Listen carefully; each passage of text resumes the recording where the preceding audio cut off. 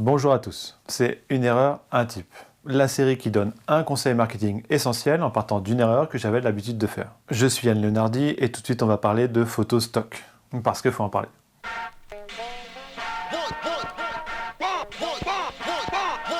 Arrêtez d'utiliser des photos de stock.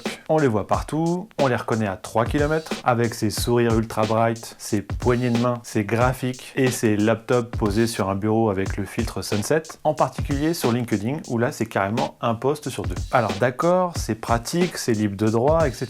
J'utilisais moi-même ce type de photo il y a encore pas si longtemps, en B2B et même en B2C. Mais pourquoi je faisais ça? Avec le recul, eh bien je me rends compte que j'étais beaucoup plus inquiet de donner une image professionnelle et respectable à mon produit, plutôt que d'essayer de toucher au mieux mon audience. Alors c'est naturel, on a peur de déplaire, du coup on veut pas prendre de risques sur l'image que l'on renvoie. Et comme tout le monde utilise les mêmes photos, on se rassure en se disant qu'on a l'air aussi sérieux que les autres. Le gros problème, c'est que c'est important de déplaire. Ça prouve qu'on laisse pas indifférent. Et c'est surtout le corollaire inhérent d'avoir des gens à qui on plaît vraiment. Alors pourquoi il faut arrêter avec les photos stock?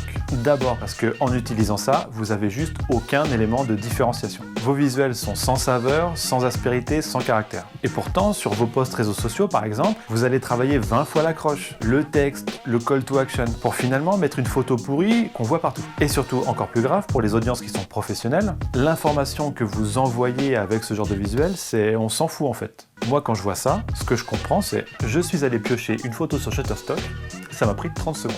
Alors comment on fait pour éviter ça? Eh bien déjà en B2C, on n'a pas vraiment d'intérêt d'utiliser ce genre de photo stock, mais plutôt de montrer des visuels inattendus, des vraies personnes avec des vrais sourires, etc. Et plus particulièrement si vous vous lancez. Dans ce cas, vous différencier par tous les moyens possibles est juste vital pour vous. Donc au pire, il vaut mieux utiliser des photos sans les droits plutôt que servir cette soupe tiède. Pour le B2B, je pense qu'on est vraiment à la fin de ce type de communication. Mais pour le moment, si vous n'avez pas le choix, vous pouvez aller sur des sites de stock comme Pexel ou Pixabay, je vous mets les liens dans la description, mais choisissez les photos les moins Shutterstock. Il y en a. Celles qui ont l'air naturelles ou celles qui ont une intention visuelle pas neutre. Merci d'avoir regardé cette vidéo. On reste en contact avec la newsletter, le lien est dans la description, et vous recevrez des conseils exclusifs et même des gifs rigolos. On pousse, on partage, abonnez-vous à la chaîne en sonnant les cloches. À bientôt, ciao.